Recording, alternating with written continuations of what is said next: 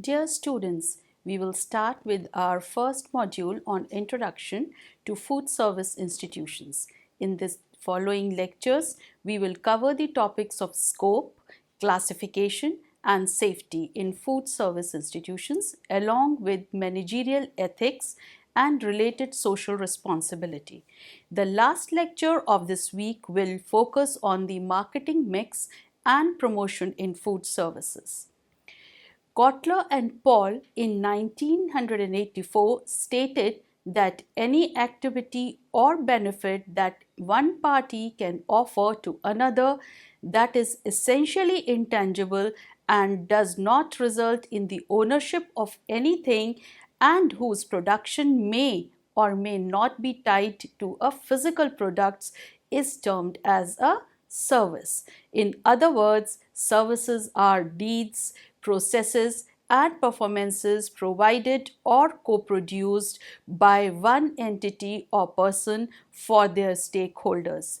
It involves human interaction and is consumed at the time it is produced. For example, healthcare services, education services, transport services, hospitality services, etc. Whereas Horton and Hunt in 1964 had pointed out that an institution is an organized system of social relationships which embodies certain common values and procedures and meets certain basic needs of the society. It has formal rules, defined responsibilities, and often forms a hierarchical structure. The institutions are enduring and contribute to the stability and order in society. For example, schools, institutions, or religious institutions, etc. Thus, a service institution is an organized setup that provides intangible services to meet the basic needs of society, such as health, education, or food, without focusing on ownership. It is an organized system with set rules and roles that aims to fulfill basic societal needs. Services are consumed, not owned. It may involve physical facilities as found in hospitals and schools. It promotes public welfare and well-being and is guided by policies and ethical standards. For example, a hospital is a service institution and delivers healthcare services. It has organized departments with rules, professionals with defined roles, serves a societal need of healthcare, and the treatment offered is intangible. One can benefit from it but do not own anything. Thus, service institutions can be classified into following categories.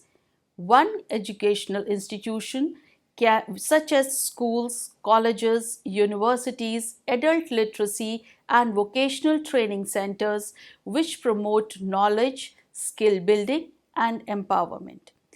Two, healthcare institutions like hospitals, primary health centers, clinics, rehabilitation centers that deliver curative, preventive, and promotive health services. Third one are the community development centers like panchayat offices, self-help group, training hubs, rural development missions, and livelihood support programs that work towards grassroots empowerment and inclusive development. Next type of nutritional and food service institutions like community kitchen, Anganwadi centers that focuses on balanced diet or institutes that have provision for child nutrition and public health for implementing government programs with the focus on optimum nutrition, food safety and security for vulnerable groups. Last category is of social welfare institutions such as orphanages, old age homes, women's shelter, NGOs, providing counseling, legal aid and support and aim to protect vulnerable sections of society. Now, with this knowledge base about services and institutions, let us proceed our discussion to the institutional food services and its management. From here, our focus will be on food service institutions and its scope.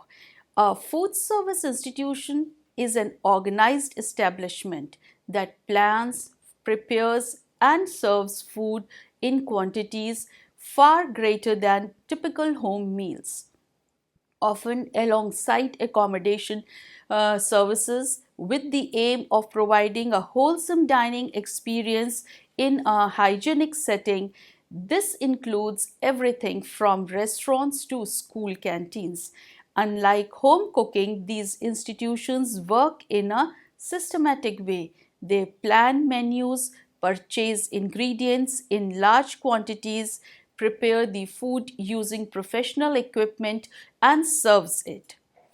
These institutions not only vary in size, scope, and the type of service they offer, but they all share the common characteristic of providing food for consumption outside of residential dwellings.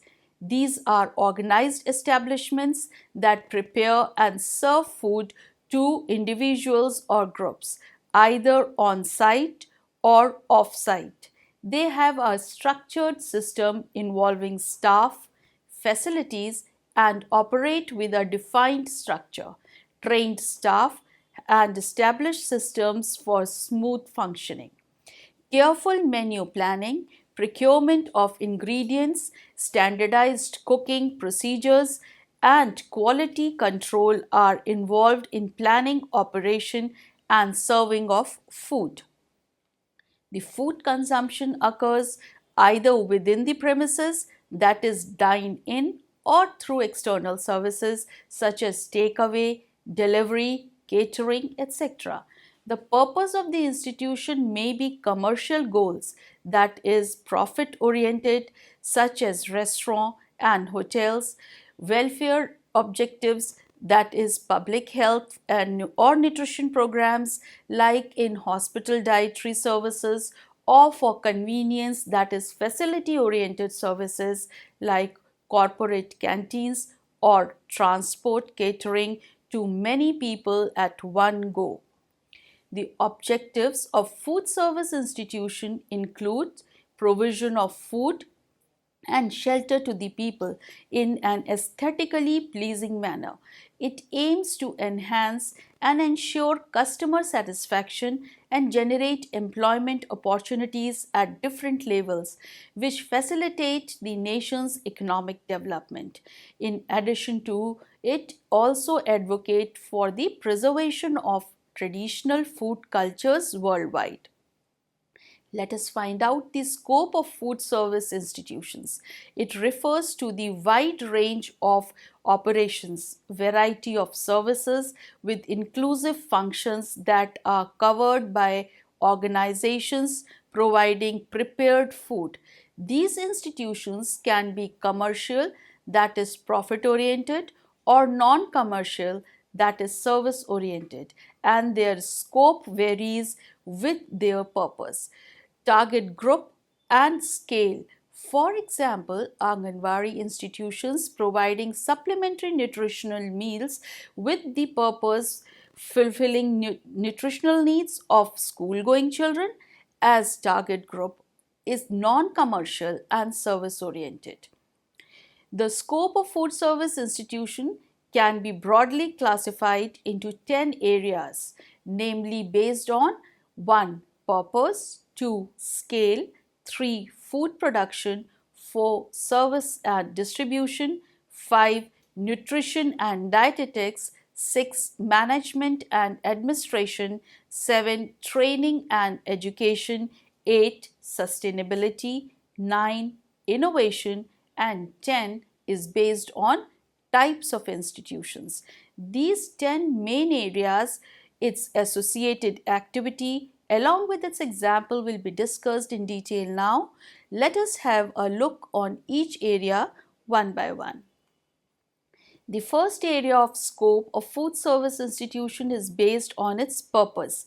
Based on this, the food service institution can be either commercial, that is profit making, or can be non-commercial, that is service oriented. The examples of commercial food service institutions are restaurant, hotels, hospitals, etc., where Defense Canteen is the example of non-commercial food service. The second broad area of scope is based on its scale. The food service institution can be small scale, characterized by limited seating or production, for example, local cafes, or medium scale with multiple outlets or regional operations, for example, mid-size hotel chains, and large scale with centralized kitchens or mass catering with includes airline catering, military mess halls, etc. The third main area of scope is in food production. Its activities include menu planning, recipe standardization, bulk cooking, quality control, etc., which is largely followed in institutional kitchens or central kitchens. The fourth scope is in service and distribution, whether it is in form of dine-in or takeaway or as home delivery, buffet service or meal delivery for institutions. For example, of this are seen in canteens, catering firms, online food deliveries, etc. The next area of scope of food service institution is in nutrition and dietetics that involves preparation of balanced meals, therapeutic diets, and menus for special diet needs. For example, hospital diet kitchens, school midday meal programs, gyms, etc. The sixth area is in management and administration, which involves staffing, procurement, cost control and hygiene, and safety compliances. For example, hotel food and beverage management, cafeteria operations, hostel dining committee, etc. The seventh main area of scope is in training and education, which includes culinary skill, service training, food management.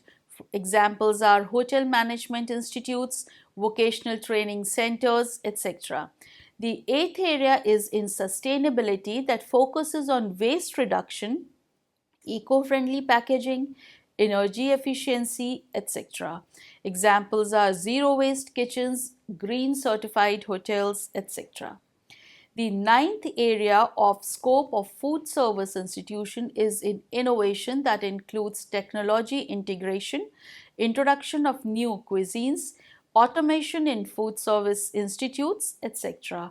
Examples are online ordering apps and robotic kitchens. And the 10th area is based on types of institutions involving hospitality, healthcare, education, corporate defense and transport, community services, etc. Examples are hotels, hospitals, schools, offices, military mess, and NGOs. After developing the understanding about the scope of food service institutes, let us have a view on its dynamic growth. The Indian food service sector is not just growing, it's undergoing a fundamental transformation. What was once a fragmented industry dominated by small local establishments has matured into a sophisticated and economically significant powerhouse. This rapid evolution is fueled by confluence of factors, providing new opportunities and reshaping consumer expectations. Thus, food service sector in India is experiencing significant growth and continues to expand rapidly. The rise of the young urban population, driven by globalization and technological advancements, has established a demand for innovative services within the food industry. Enhanced transportation methods, efficient storage solutions, contemporary food retail environment, and a motivated, skilled workforce have positively transformed this institution. a sector that previously featured numerous homegrown catering services and local dhaba establishments has evolved into a promising industry that contributes to employment and economic growth in GDP. The consumer market in India exhibits a division between urban and rural segments, both of which are increasingly adopting global brands. Urbanization has resulted in enhanced incomes and increased media marketing. The Indian food service industry caters to a diverse consumer base characterized by enthusiasm and high disposable income. The rising trend of dining out, coupled with evolving lifestyles, the increasing participation of women in the workforce, and the prevalence of double income families have generated a demand for quality, quick, pre cooked, and healthy meals, thereby creating a new opportunities for food service industry in India. Let us discuss some factors in detail. Since demographic shift is one of the factor, it is seen that India's young urban population under 35 years of age with increased disposable incomes, exposure to global cuisines and a fast-paced lifestyle actively seeks novel and convenient dining experiences. Their preferences are shifting away from traditional home cooked meals towards a diverse range of dining out and food delivery options. Moreover, the urbanization rate is also accelerating with fast changes in lifestyle. The factor related to globalization has played a pivotal role in introducing a wide era of international cuisines and dining concepts in the Indian palate. From authentic Italian pizzas to trendy Japanese sushi bars and American fast food chains, consumers now have an unprecedented choice. This exposure is not only limited to foreign dishes but also reached out to global service standards and innovative restaurant formats. Traditional menus are being modernized, and experimental cooking has led to fusion dishes incorporating international ingredients, reflecting a diverse and adventurous consumer base. Moreover, southern Indian dishes like idli and dosa have found an important place in the breakfast table of other Indian states. Present trends that are driving the changes that include mindful eating, fighting health challenges, going back to roots, and becoming home chefs. Mindful eating, also known as neuronutrition practices, are gaining attraction, focusing on mood management through food. Current health challenges of heart and lung diseases, with around 5.8 million annual deaths, strokes, cancers, diabetes affecting about 12 to 18% of the adults, in enforcing dietary choices, whereas the trend of going back to roots have embraced heritage dishes and grandma make it easy recipes are adopted for their nutritional benefits. Home chefs are carving a niche in the small food service sector, offering experimentation, entrepreneurship, and quality control services. Technology is the backbone of the modern food service institutions, enabling seamless operations and enhanced customer experiences. From production equipment, storage facilities, transportation advancements, delivery platforms, online food aggregators to digital payment systems and AI driven supply chain management, technology has optimized every aspect of this industry. Online delivery platforms like Swiggy, Zomato, and other apps have revolutionized the convenience and reach. Digital payments has enabled seamless transactions via UPI, mobile wallets, and contactless methods.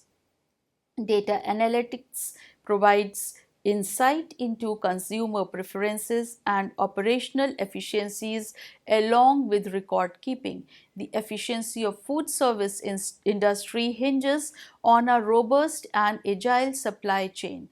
Significant advancements in transportation, cold storage, and last mile delivery have ensured freshness and reduced waste, benefiting both business and consumers. For example, Domino's Pizza maintains efficiency through specialized transport from central warehouses, precise cold storage for ingredients, and a fast line mile delivery system with GPS tracked bikes, ensuring fresh, hot pizzas, minimal waste, and high consumer satisfaction. The pool of talented and enthusiastic young professionals are reshaping the landscape of food service industry. Culinary schools, hospital management programs, and vocational training initiatives are introducing a skilled workforce eager to innovate and elevate service standards. Professional training is resulting in growth of culinary and hospitality education. Entrepreneurial spirit of new generation is launching innovative concepts. Service excellence is focusing on enhancing customer experiences, and global exposure is bringing internationally best practices to this industry. Thus, the human capital engaged with food service institutions are becoming informed professionals.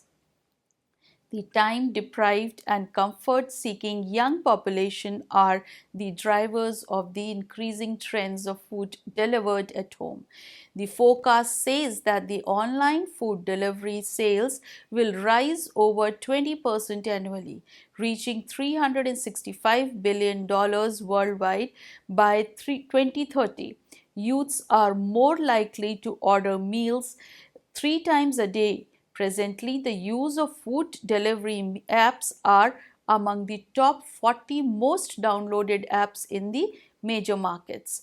It is predicted that by 2030, most meals will be ordered online and delivered from restaurants and central kitchens rather than cooked at home, as reported by Forbes magazine. Thus, the service sector contributes significantly to India's GDP.